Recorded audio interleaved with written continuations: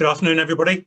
As you know, much has been written about the Great Rebuilding since W.G. Hoskins first proposed the idea in 1953. Today, I will apply the results of Norfolk Historic Buildings Group's building studies to this theory to assess if it applies in parts of Norfolk. The NHBG has been in existence for just over 20 years. During that time, we published 4 town or village-based intensive studies, as well as other general research and a study of Norfolk school buildings.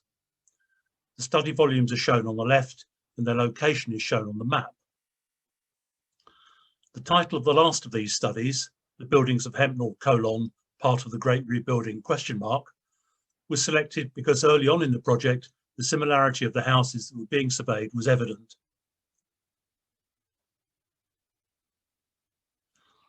The aim of this talk is to very briefly outline Hoskins' theory and the main responses to it, outline the history and landscape history of each of the study areas, present the dendro results for each area, present a rough building timeline derived from the dendro dates and stylistic dating, then bring the results together to compare them both with each other and with Hoskins' theory.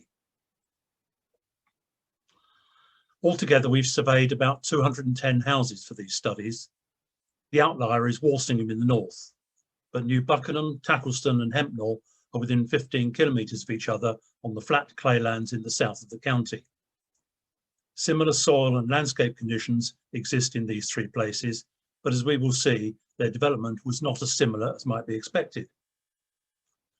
We're still waiting for the opportunity to start the dendro investigation in Hempnall, but some good results were obtained in New Buckenham and Tacolneston, and in all, about 140 houses in this small area have been studied in detail. The Great Rebuilding was first proposed as a theory by Hoskins in an article in 1953. In it, he suggested that there was a concerted sweeping away of the medieval form of open hall house with its full-height hall and central fire, which included public access into the hall and communal living. This was replaced by a new form of closed house with chimneys, 2 floors throughout, and the public entry restricted to a small lobby by the chimney stack. This was seen as part of a general change in the economy and social arrangements of the time, and a move towards increased privacy and improved comfort. Other aspects in the search for privacy and comfort include details such as first-floor corridors and the increased use of glazing, although there is insufficient time here to consider either of these.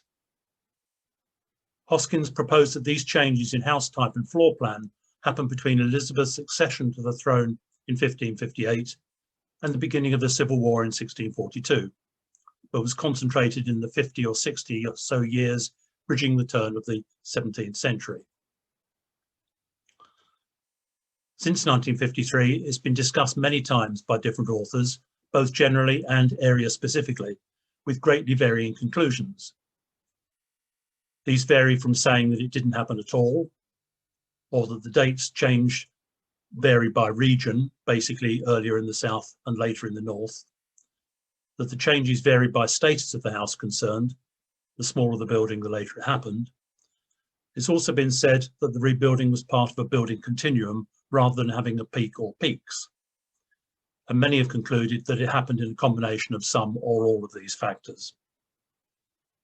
Increasing amounts of fieldwork over the years and the rise in the use and success of dendro have enabled a closer examination to be made of the proposal. The development of house forms and layout in the 16th and 17th centuries, particularly in Norfolk, can broadly be set out along these lines. Starting with the open hall house, with its central open fire and full-height hall with cross-passage entrance, generally continued until the middle of the 16th century. I know that Bayleaf, the illustrated house, is not in Norfolk, but is probably the most recognisable open hall house in the country, and also of a non-native form for this part of the world, although, as we will see later, not entirely so.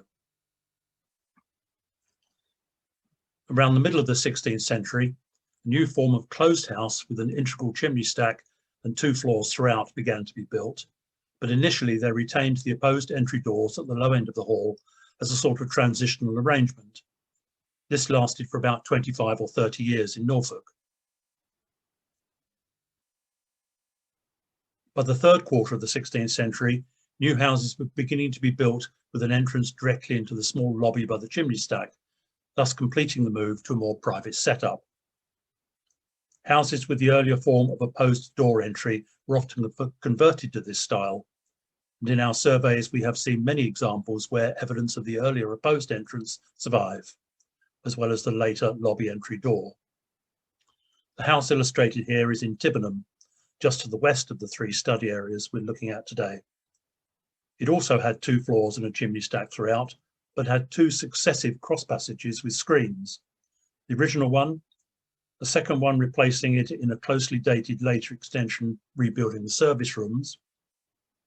Both of these were later replaced by the lobby entrance that exists now. In the second half of the 17th century, houses began to be built with 2 chimney stacks, one at either end, leaving the central bay unheated. This was the start of the new symmetrical style which continued throughout the Georgian period. In addition to those houses that were newly built, earlier open hall houses that were capable of being adapted to the new style were brought up to date by inserting a chimney and by flooring over the hall, leaving those that were incapable of adaptation to be replaced. As Edward mentioned this morning, chimney positions can vary. In Norfolk, almost all the updated hall houses had chimneys inserted between the hall and the parlour, unlike some elsewhere in East Anglia where chimneys were often inserted at the low end of the hall, either backing onto or even within the cross passage. And there were very few Norfolk houses had lateral stacks added. In the absence of dendro dates for every house surveyed, we have been able to use the successful dendro results in some of the houses to be able to provide closer dating for the transition between the different floor plans. Inevitably, there is some overlap between plan forms, but in general terms, any tripartite house in Norfolk that has an off-centre chimney stack fits into the Great Rebuilding period, either as a new build or as an updated open hall house. Moving on to the study areas in more detail, starting in New Buckenham, where we examined 36 houses. New Buckenham was a planned and planted Norman castle town by the D'Albini family on the specially diverted road from Thetford to Wymondham and Norwich. The new parish was carved out of the corner of 3 existing parishes. The blue line shown is the town boundary ditch, and the purple line is the new parish boundary between New and Old Buckenham.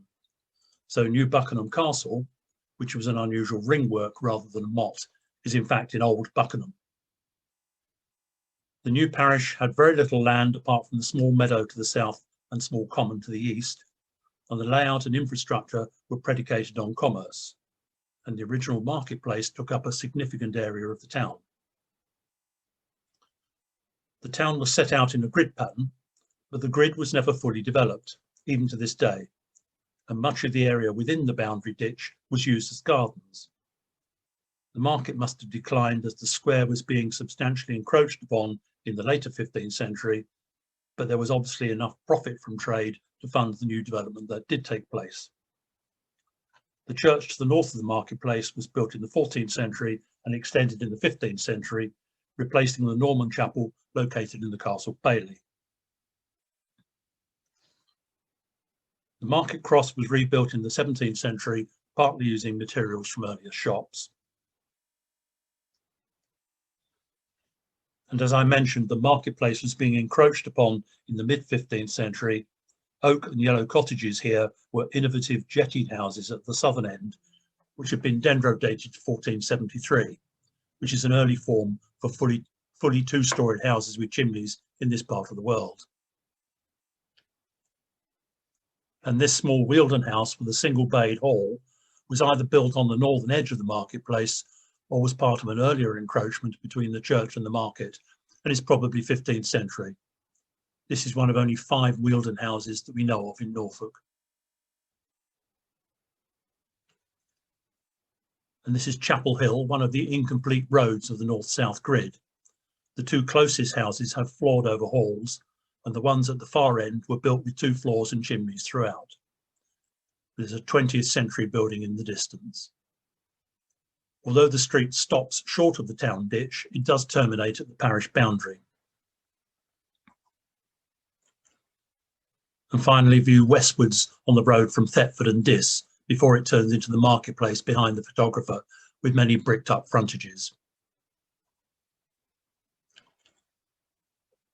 The various dates derived from the dendro samples taken in New Buckenham are as follows. 2 buildings dated to the second half of the 15th century, the old vicarage and oak and yellow cottages, the jettied houses which we saw earlier. 2 buildings dated to the Great Rebuilding period, one on the main road into town and the other on Chapel Street. And lastly, Burridge House, which, given its earlier stylistic date, surprisingly dated to after 1694, but after a resurvey, the dated timber appears to have been very cleverly inserted. 3 other properties were caught but produced no dates. The dates help firm up some of the stylistic dating into this profile. Rather than study this now, the results for all the areas will be compared and looked at in detail towards the end of the talk. Moving on to Tacolneston, where we surveyed 40 houses. The parish of Tacolneston and the surrounding hamlets were entirely rural, with a dispersed arrangement of a mixture of small and larger farms, with large areas of common grazing, which was not finally enclosed until 1826. Despite this, it was granted a market and fair in the Charter of 1304, but both had disappeared before the 16th century started. Several large farmhouses were built and extended, such as St Mary's Farm shown here, where the rebuilt crosswing is dated 1628 and was added to an earlier open hall. Eagle Farm, which has a crosswing which was added to the hall, which initially remained open to the roof even after the crosswing was built. Yew Tree Farm, another of the 5 Wealden houses in Norfolk, this one with a 2-bay hall, and probably dated to the 15th century, but the diagnostic hall truss is missing, and the date is suggested by a long splayed scarf joint.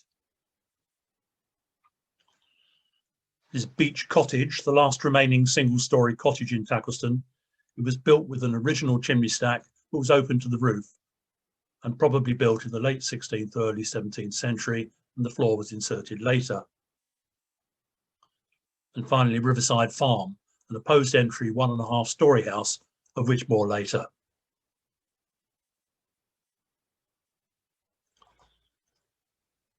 The dendro results show that the original phase of Tacolneston Hall, which is a 1.5-storey tripartite house, fully floored with a chimney, dates to 1543, early for this form of house in Norfolk, and the parlour was then replaced by a crosswing, dendro dated to 1617.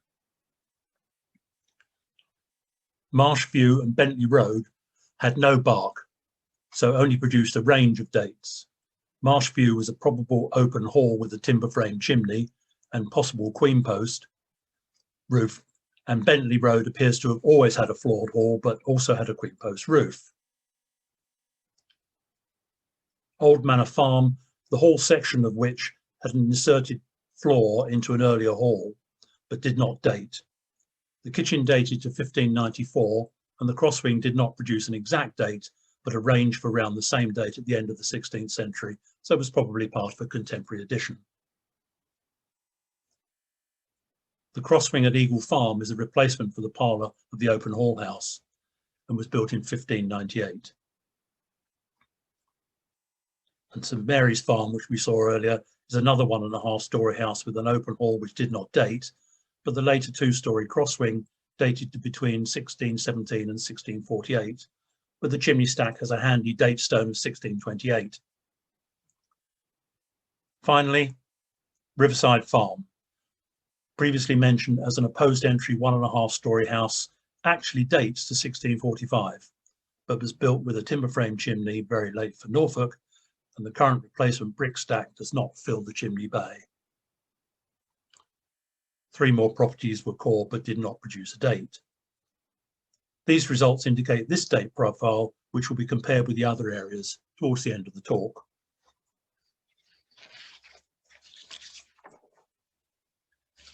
In Walsingham, we surveyed 68 buildings, and it was a town completely dominated by the 12th century priory and the 14th century friary. The priory was granted a market and fair in 1226, with a further 6-day fair in 1251. Each institution operated a market in its own market square. Walsingham became the second most important pilgrimage centre in England, with tens of thousands of visitors each year, including around 50 visits by various English kings. Many of the buildings in town were built to cater for the pilgrim trade, with almost continuous building and rebuilding right up to the dissolution. Parts of the town had to be rebuilt after a fire allegedly started by pilgrims concerned about high charges in 1431. A little building continued after the dissolution, one of which appears to be the market building for the new secular administration. And during the 18th century, some building was associated with the town's growth as a judicial and administrative centre. This is 20th century pilgrimage on one of the feast days of Mary, but it probably gives a fair impression of the crowds in the medieval town on Marian feast days. This is the Priory Gatehouse towards the north end of the High Street, rebuilt in 1440 as part of the extensive priory rebuilding programme around this time. This photo was taken on one of the NHBG summer visits, and the crowd is apparently transfixed by the outside of the largest pilgrim hostel that was uncovered during the research. Numbers 47 and 49 High Street, the two red brick buildings, together with 51 painted white and 53 painted blue, once constituted a single building 115 feet long, with an undivided first floor with evidence of direct access at the first floor from the rear, presumably for pilgrim sleeping accommodation. This was the largest of a dozen or so hostels identified in the study, and it was one of the buildings that was called for dendro. 3 other buildings were also called for dendro. This is the Black Lion in Friday Market, which is run by the Friary, another probable hostel, but it was freely held, which is unusual for Walsingham. Friday Cottage, also in Friday Market, immediately outside the Friary gates, also had an open first floor and was probably a small Friary-owned hostel. And 1 to 3 High Street, one of the few post-dissolution buildings built on the outskirts of town on the road into town. Unfortunately, unlike in our previous studies, the dendro results here were not what we had hoped. This map shows the High Street with the Priory Market at the top and the Friary Market at the bottom, with the stylistic dates resulting from the building surveys. The purple, dark brown and red are all 15th century dates. Samples were taken from 47 to 49 High Street, and despite a 166-year internal sequence, there was no match. But it does have bark edge, so may be able to produce a date later. The Black Lion in Friday Market again had a long sequence that did not manage to produce a date. Friday Cottage had one 98-year sequence with no match, but also had bark edge. And finally, 1 to 3 High Street also failed to produce a match, despite 2 long sequences. Again, it has bark edge. Unfortunately, as well as failing to produce a match to the database, there were no internal match between the samples either. This is despite the fact that the stylistic dates indicate that there must have been a considerable overlap in the dates of the timbers used in these houses. The overlap was as much as 150 years for the Black Lion and 1 to 3 High Street, and probably 120 years for 47 to 49 High Street and Friday Cottage. And there's probably an overlap of 50 years for all 4 buildings, and yet none was found. One of the possible reasons for this failure to match with the database, or indeed with each other, is that the Priory and Friary had landed interests all over the county and beyond, so the sources of timber used are probably far more widely spread than for a typical settlement of this size. The long sequence from 47 to 49 High Street was prepared for carbon-14 dating, with 5 samples roughly 40 years apart. This resulted in a date range of 1470 to 1495. The date profile for buildings in Walsingham, not surprisingly, slows dramatically before 1550, although there was some building for the new secular authorities taking over. Again, this profile would be compared with the others later on. In Hempnall, we surveyed 40 houses with a further 7 just outside the parish, and we assessed 12 others in the parish which we did not manage to see inside. Hempnall parish, with its peculiar inverted L shape, was the core of an Anglo-Saxon estate retaining most of the unfree part of the population, with almost all of the freemen separated off before Doomsday into 4 small parishes to the southwest that complete the square shape.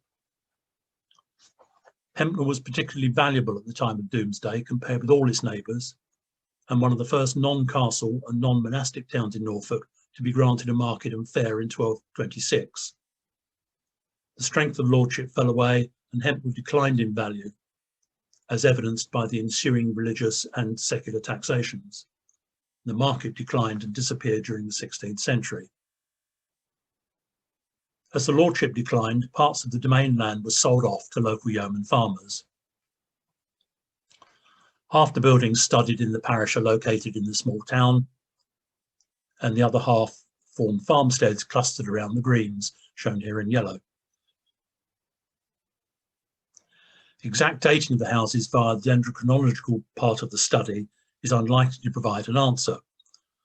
Not only has the work of coring and assessment been delayed for obvious reasons, Ian Tyers noted many times during the initial inspections that much of the oak used, especially in the early parts of the buildings, was too fast grown, and that some of the remainder was elm.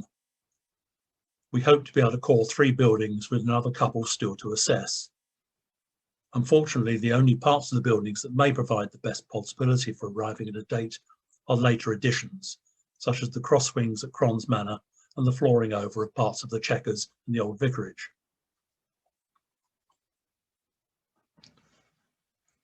Around 1500, Hempnall land use looked like this, based on manorial records and landscape analysis. The relevant part here, apart from the woodland, shown in green, which we will revisit, are the red dots, and then these are named tenements with houses from the late 14th century manorial records.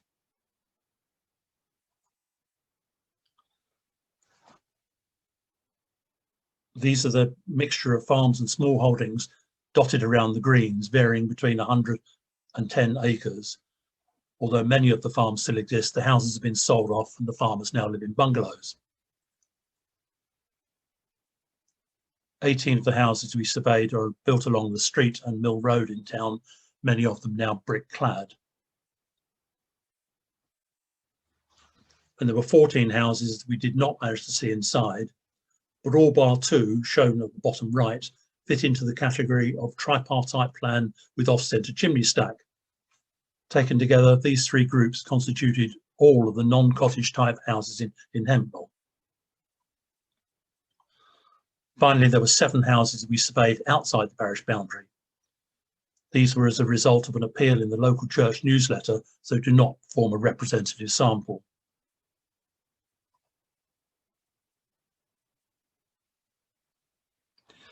The 3 houses at the bottom were originally open hall houses that had chimneys inserted and were either extended or altered internally.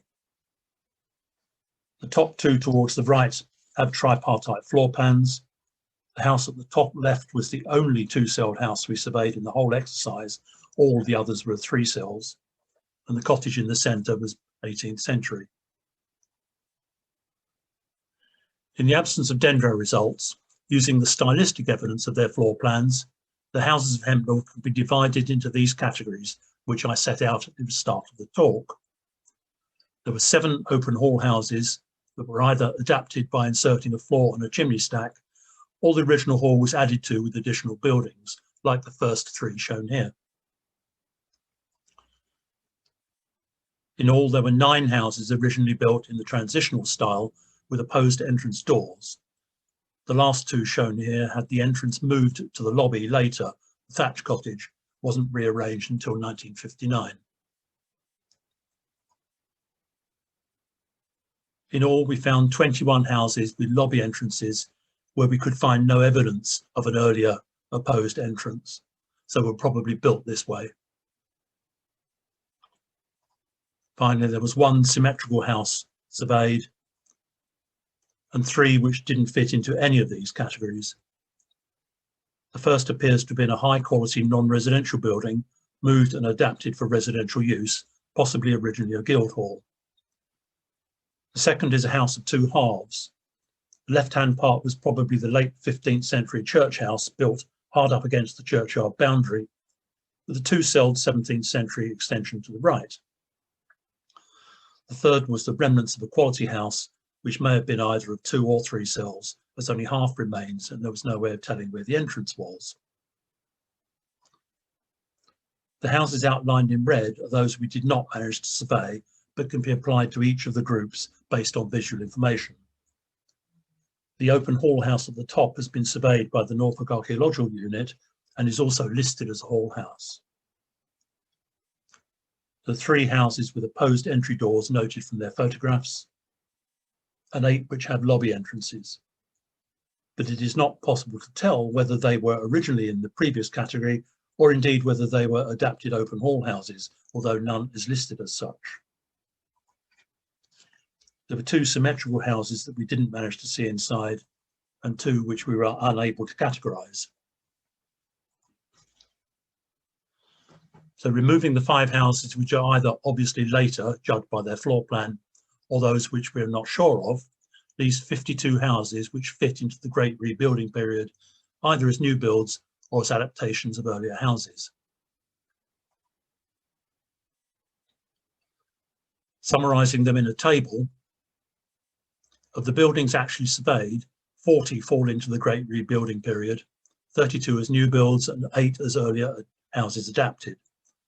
And the 12 that we didn't manage to survey are categorised by their floor plan, resulting in 52 houses which fit the criteria, which results in this time spread, which can be compared to the other areas which we've looked at. The 2 vertical black lines correspond roughly with the beginning and end of the Great Rebuilding period. The red bars show the number of new build houses by their approximate date, and the blue bars represent houses adapted or extended during the same period. The numbers are shown in each group and the bars are roughly to scale. Starting in Walsingham as the outlier, located in the north away from the other 3, not located on the Claylands, many of the buildings were not residential. Its purpose and administration effectively stopped before the Great Rebuilding period. This much can be seen from the results. A high level of building up to the middle of the 16th century, shown as the 25 and 30. Can't get my mouse to work, there we are. With a little thereafter, some of which was part of Walsingham's rise as the administrative centre in the 17th and 18th centuries. The remaining 3 areas are close together, but it is immediately obvious that their patterns of building by period are quite different. Starting in New Buckenham, there appears to have been a substantial amount of new building in the late 15th and early 16th centuries that has survived. Both the 18 houses shown here in red and another of public buildings, including a church and the guild halls. This was presumably as a result of the prosperity generated by the market. New building continued throughout the Great Rebuilding period, but at a slower rate, shown as the red 7. Many of the earlier open hall houses were updated with floors and chimneys, hence the 10 buildings shown in blue in the Great Rebuilding period. Little new building took place after the mid-17th century. Moving on to Tacolneston, a surprising number of early 16th century houses survived here too. There was more new building here in the Great Rebuilding period than there was in New Buckenham, and the short blue bar in the Great Rebuilding period is mostly the crosswings added to the earlier houses seen previously, whereas most of the other adaptation and updating of the early houses did not take place until after the end of the Great Rebuilding period, the blue 12 to the right. In Hempnall, far fewer of the early houses survived.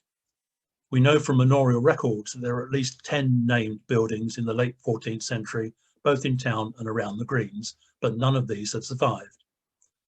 The houses that did survive were of the mid-15th and early 16th centuries, the Red 4 and the Red 5.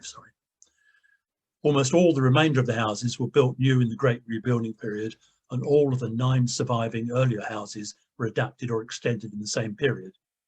And the 10th house had a rebuilt parlour end, but not as a crosswing. Again, little building took place after the mid-17th century. The smaller number of survivals in Hempnall until today, before the Great Rebuilding period in Hempnall, compared with Tacolneston, probably means that Hempnall's 14th century houses had survived until the later 16th century, but then required replacement by the time of the Great Rebuilding period because they were no longer viable or adaptable. Returning briefly to the issue of first floor corridors, none of the houses we surveyed in Hempnall originally had such a corridor. In fact, one house still only has room-to-room access, and at least 2 others were not updated until the 20th century. We have seen Norfolk houses that were built in the 16th century with original first floor corridors, including a few built in the mid-17th century, the 16th century, but they are larger elite houses rather than the farmhouses seen here. Although there is one farmhouse just to the south of Hempnall, dendro dated to 1615, that was built with a first floor corridor. In the absence of dendro on every house, no one can be absolutely certain of the dates involved, but the similarity of layout, construction methods and decorative features, particularly in the 50 or so houses of Hempnall, point to these graphs providing a fairly accurate summation of the dating profile. This raises the question of whether there was enough timber for such a concentrated building programme. Oliver Rackham's study of the timber required to build Grundle House in Stanton showed that it required the equivalent of 50 years' growth of almost 6 acres of woodland, or 1 year's growth of 286 acres of woodland. He also calculated that a typical tripartite house, like the example he used in Swaffham Prior, used about a quarter of this amount. This means that 4 houses of the size involved in Hempnall could have been built from the same area of woodland. As well as hedgerow timber, Hempnall had about 300 acres of woodland remaining in 1500, and the large area to the south of the parish was originally part of a Norman deer park associated with the manor of Hempnall Rex. This had only fallen to about 200 acres by the end of the 18th century, which means that it would have been possible at Rackham's conversion rates to have built all 50 houses in Hempnall from the 300 acres of woodland in the parish within 12 years, comfortably within the Great Rebuilding period. Although a few of the houses we surveyed had some hedgerow timber with crooked grain and large knots, and some used amounts of elm, the majority were completely constructed using good quality woodland cultivated oak with straight grain and only a few knots. To sum up then, that a great rebuilding occurred in all these areas of Norfolk goes without saying. It occurred in all 4 study areas, but the differences in the periods involved, even between the 3 studies in the small area of south central Norfolk on the Claylands, indicate that it was not all part of the time-specific Great Rebuilding as proposed by W.G. Hoskins.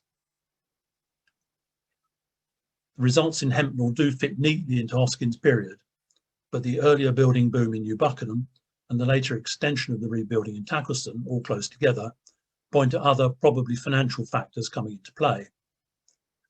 The prosperity of the market in 15th century New Buckenham seems to have brought forward the building boom there, and perhaps the lack of prosperity delayed it in Tacolneston. But even within Tacolneston, there appears to have been opposing forces at work.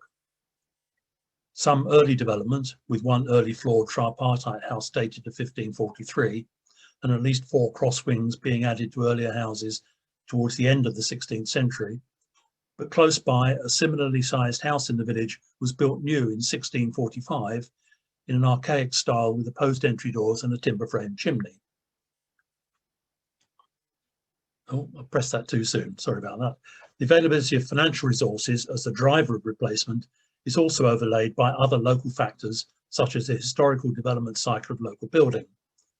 To some extent, this will also determine when houses of the previous generation require replacement. In addition, the build quality and previous generation of houses will also affect whether they are capable of adaptation from the older style of medieval house or not. In Hempnall, over 40 houses were built new in the late 16th to early 17th century. The changes in Hempnall seem to have been completed over the shortest period, almost entirely within the middle of the Great Rebuilding period, unlike in the other study areas. This appears to have been because Hempnall was prosperous enough in the 14th century to be building many good quality houses then, but all of which required replacing at the end of the 16th century as they were no longer adaptable, whereas the smaller number of 15th and early 16th century houses were still adaptable, so survived. So although we have no direct confirmation of the previous generation of houses in the other areas, the larger numbers of surviving early to mid 16th century houses seem to indicate they were in the process of being replaced before the Great Rebuilding period. So in conclusion, it can be said that it is not possible to generalise about the timing and pattern of replacement of the medieval form of open housing, even in this small part of South Norfolk, as the Great Rebuilding. But in Hempnall, it happened almost entirely within Hoskins' parameters, as we originally suspected, reflecting in the study title in Hempnall as surveying in the parish progressed. Now I can say thank you for listening.